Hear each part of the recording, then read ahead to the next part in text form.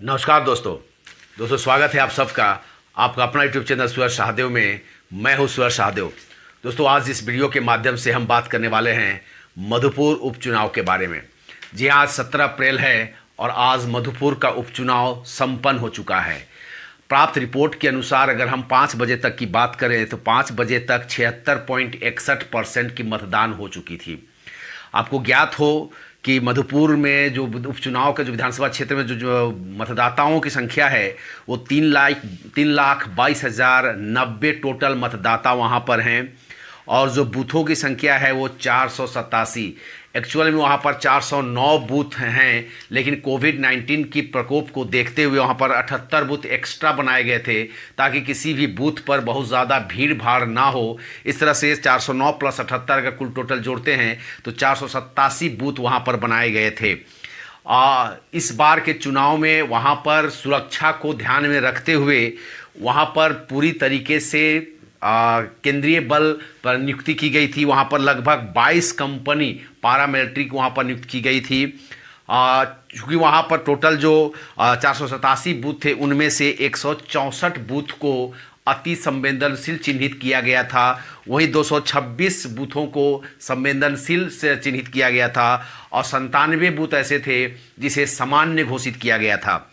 अगर हम बात करें दोस्तों मतदाताओं की 3,22,090 में से कुल टोटल जो पुरुष मतदाता हैं वो 1,70,206 मतदाता हैं पुरुष, और महिलाओं की संख्या की बात करें तो 1,51,884 मतदाता महिला मतदाताओं ने अपना मतदान का प्रयोग आज उनको करना था।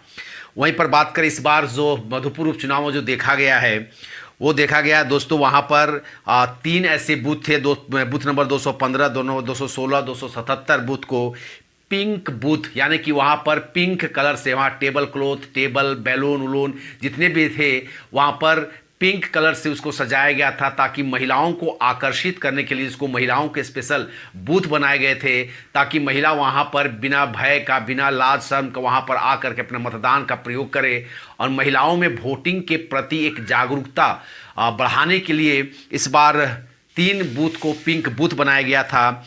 अगर हम वही बात करें तो 17 ऐसे बूथ वहाँ थे जिनको आदर्श बूथ बनाया गया था, जिनमें खाने पीने और बैठने की समुचित व्यवस्था की गई थी। दोस्तों इस बार जो 2021 का जो उपचुनाव हो रहा है, इस बार के चुनाव में 11,327 नए वोटर्स अपने मतदान का प्रयोग उन्हें करना था और आज उन लोगों ने शायद अपनी वोटिंग का जो राइट अधिकार है उसका प्रयोग उन लोगों ने किया होगा। अगर हम बात करें दोस्तों इस बार जो 76.61% वोटिंग 5 बजे तक हुआ था, क्योंकि वोटिंग करने का जो समय था वो 1 घंटा और एक्स्ट्रा यानी कि 6 बजे तक वोटिंग करना था लोगों का लोग अपने वोट दे सकते थे। इसलिए अगर कुछ और 1-2% की बढ़ोतरी हो जाएगी तो कुल टोटल हम कहें तो वहाँ पर 77-78% का वोट इस बार मधुपुर चुनाव में हुआ है। अगर हम बात करें पिछले 2019 के चुनाव के बारे में तो 2019 के चुनाव में वहाँ जो वोटिंग प्रतिशत थी वो 72.90% की वोटिंग हुई थी और उसमें हाजी हुसैन अंसारी जी जीत दर्ज किए थे। वही अगर हम 2014 की बात करें तो 2014 में 2019 के तुलना में 2% ज़्यादा वोटिंग हुई थी, यानी कि वहाँ पर लगभग 74% की। यानी कि हम अगर बात करें दोस्तों तो 2014, 19 और ये 2021 के चुनाव में तो मधुपुर में वोटिंग प्रतिशत हमेशा 70% से ऊपर हुआ है और होता आया है। इस बार जो 78% के आसपास वोटिंग होने का साफ संकेत है कि या तो सरकार के खिलाफ एंटी इनकम्बेंसी बात काम कर रही है, जिसके कारण इस बार मधुपुर की जनता पूरी तरीके से बाहर आकर के अपने मतदान का प्रयोग किए हैं। जिस प्रकार से दोनों ही पार्टी पिछले कई दिनों से वहाँ पर कैंपेन कर रहे थे और अपनी जीत का दावा कर रहे थे, उसको देख करके उनके लोगों की जो मनोस्थिति थी या जो उनके जो स्टेटमेंट थे, अगर उन स्टेटमेंट को हम अध्ययन करें और अगर उसमें कुछ विश्लेषण करें और उसको कुछ पाने की कोशिश करें तो हमें ऐसा लगता है कि इस बार कांटे की टक्कर भाजपा और झारखंड मुक्ति मोर्चा के बीच में है।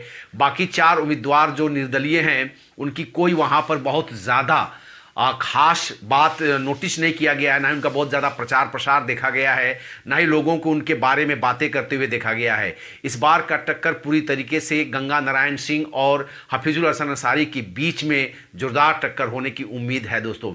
अगर हम बात करें दोस्तों तो इस सीट में, मधुपुर विधानसभा सीट में पिछले कई सालों से भाजपा और झारखंड मुक्ति मोर्चा के बीच में कांटे की टक्कर होती आई है।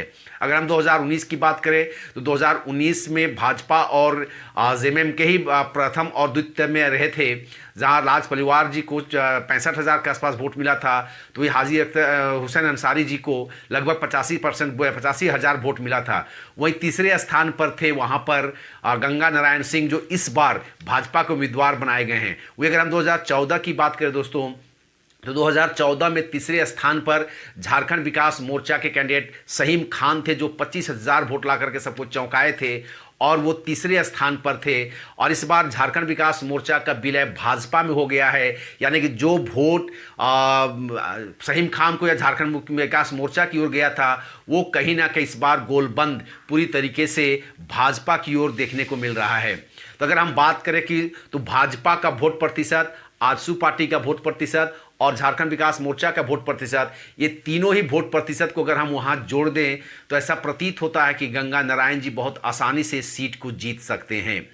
ऐसा कहा जा रहा था कि राज परिवार जी का टिकट कटने के बाद वहां के ब्राह्मण वोट कुछ नाराज थे और नाराज होने के कारण वे लोग भाजपा को वोट नहीं करने वाले थे, बल्कि एक निर्दलीय वोट मतदाता जो थे अशोक ठाकुर को वे लोग वोट करने वाले थे। हालांकि अशोक ठाकुर झारखंड मुक्ति मोर्चा के एक मंत्री हैं, जो गढ़वा के विधायक, और वो उनके वो समधी भी कहीं से लगते हैं।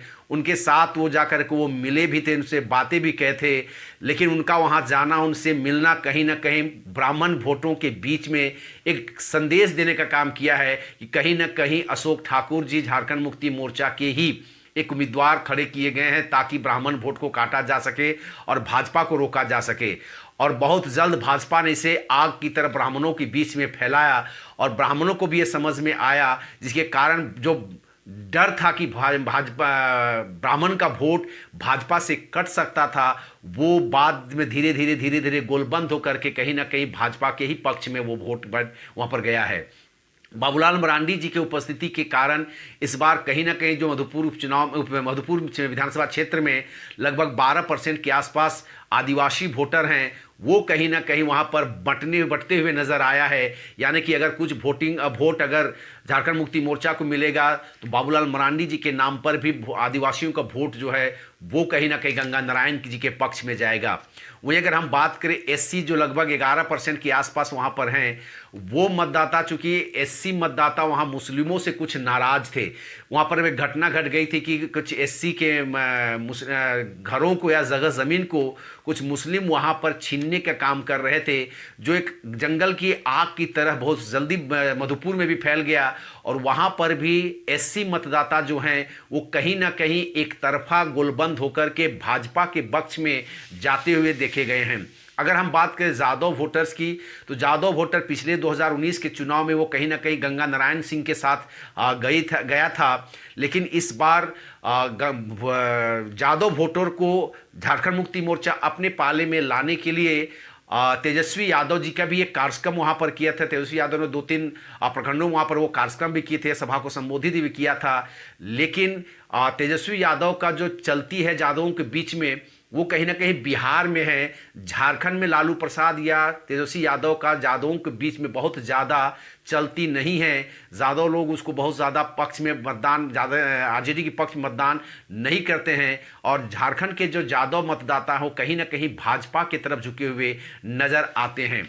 अतः दोस्तों, कुल टोटल हम यह कह सकते हैं कि इस बार का जो उपचुनाव है वो बहुत ही कड़ी टक्कर के बीच में गंगा नारायण सिंह जी और हफीजुल हसन अंसारी के बीच में है। अब यह देखना 2 मई को ही होगा कि कौन किस पर भारी पड़ता है, कौन यहाँ पर विजयी होगा। तो दोस्तों, यही था मधुपुर उपचुनाव के बारे में कुछ बहुत जानकारी जो मुझे लगा कि मुझे आपके साथ शेयर करना चाहिए। मैंने उसको शेयर किया। अगर यह वीडियो आपको अच्छा लगा हो तो इस वीडियो को ज़रूर लाइक करें, दोस्तों के साथ शेयर करें। और अगर इस वीडियो में आप मेरे चैनल में नए हैं तो इस चैनल को ज़रूर सब्सक्राइब कर लें। तब तक के लिए दोस्तों, नमस्कार, जय हिंद।